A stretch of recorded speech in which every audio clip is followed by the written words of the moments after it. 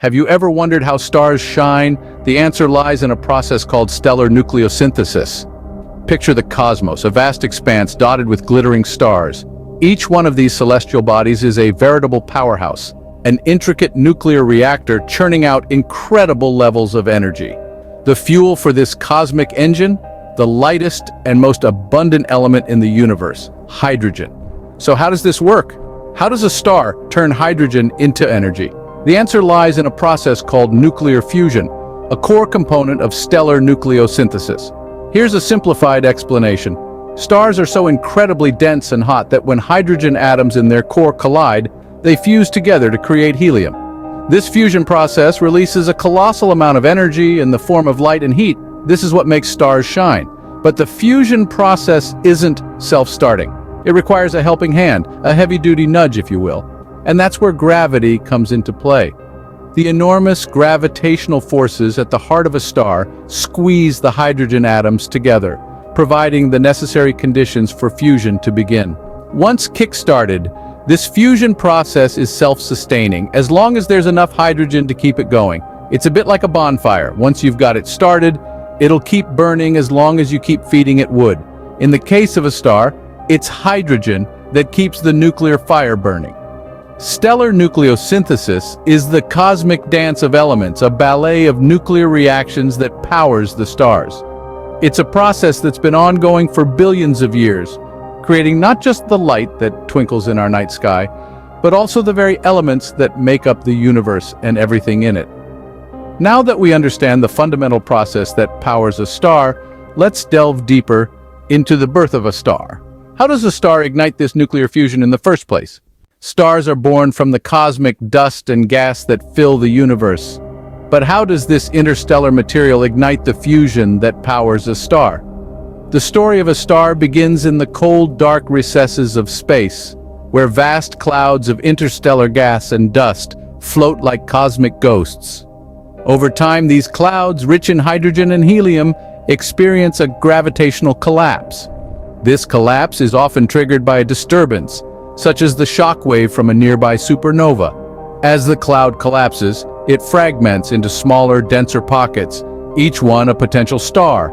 At the heart of these pockets, or protostars, the temperature and pressure start to rise. The protostar continues to pull in more and more material from the surrounding cloud, growing in mass and size. The temperature at its core increases, and the pressure builds.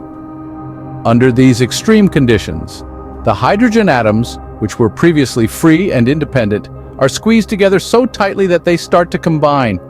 This process, called nuclear fusion, is the same one that powers hydrogen bombs and the sun itself. It's a delicate balancing act where the inward pull of gravity is perfectly countered by the outward push of the energy released by fusion. The birth of a star is not an instantaneous event, but a process that unfolds over hundreds of thousands of years. It's only when the core temperature of the protostar reaches a scorching 10 million degrees that hydrogen fusion begins in earnest. This marks the beginning of a star's main sequence, the longest phase of its life when it burns brightly, powered by the fusion of hydrogen into helium. The birth of a star is truly a cosmic spectacle. But what happens next? How does a star evolve over time? The answer to that lies in the life cycle of stars, a journey filled with dramatic transformations and spectacular endings, but that's a story for another time. Just like living beings, stars have a life cycle.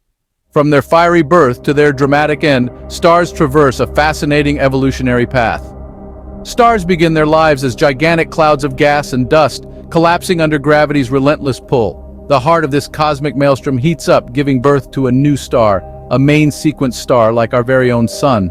Throughout most of their lives, stars remain in this stable phase, fusing hydrogen into helium in their cores, releasing tremendous amounts of energy, and bathing their planets in warmth and light. However, a star's life is not one of eternal equilibrium. As the hydrogen in the core gets depleted, heavier elements start to fuse, creating even more heat. The increased pressure pushes the outer layers of the star outward, transforming it into a colossal, bloated, red giant.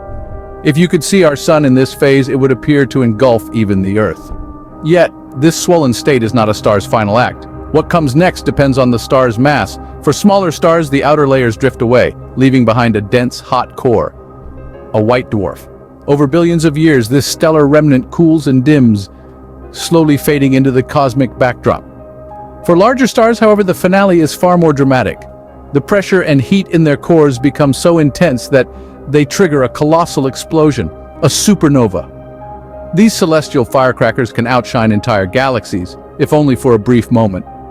What remains after this stellar spectacle is a tightly packed core of neutrons, a neutron star, or if the star was massive enough, a black hole, a place where gravity is so strong that not even light can escape its clutches.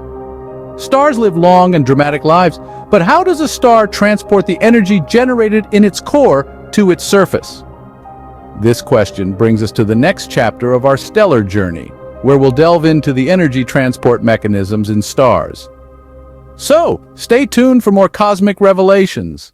The energy generated in the core of a star doesn't stay there. It travels all the way to the star's surface, giving the star its shine. This journey, my friends, is a fascinating one. A cosmic dance of sorts involving two primary mechanisms, convection and radiation. Let's start with radiation. Now, the core of a star is a hotbed of nuclear fusion.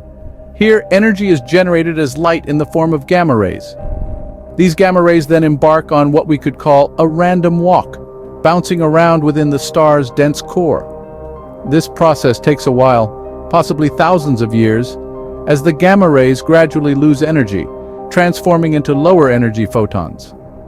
Eventually, they reach the surface of the star, escaping as the visible light we see twinkling in our night sky. But radiation isn't the only way energy travels within a star. There's also convection, a process which takes over where radiation leaves off. Picture a pot of boiling water on a stove. The heat from the stove warms the water at the bottom of the pot. As this water heats up, it rises, allowing the cooler water to sink to the bottom, where it then gets heated. This cycle continues, creating a convective flow. This same process happens within a star, but with hot ionized gas or plasma instead of water. In the outer layers of the star, plasma heated by the radiative zone rises towards the surface in massive, slow-moving currents. As it rises, it cools, releasing its energy as light and heat.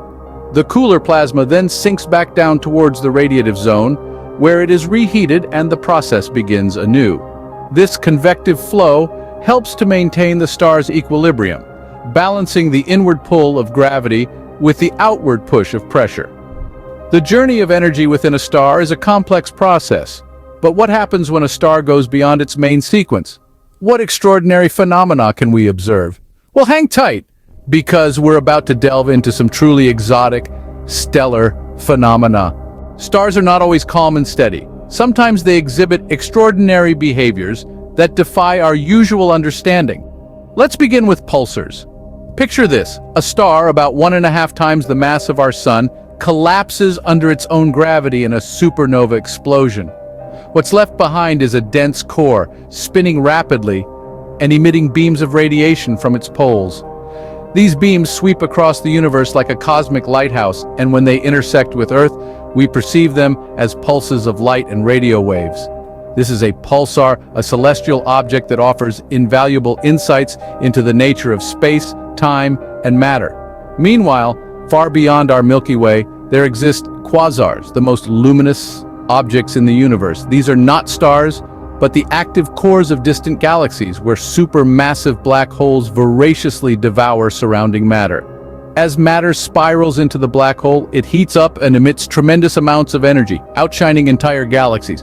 Quasars serve as cosmic beacons, helping us probe the distant early universe. Closer to home, we have variable stars whose brightness changes over time.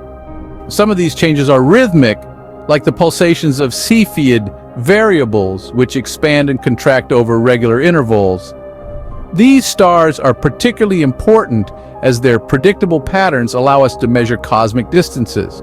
Others, like the cataclysmic variables, undergo dramatic outbursts due to interactions with a nearby companion star. Each of these exotic phenomena, pulsars, quasars, and variable stars, reveals a unique aspect of stellar life.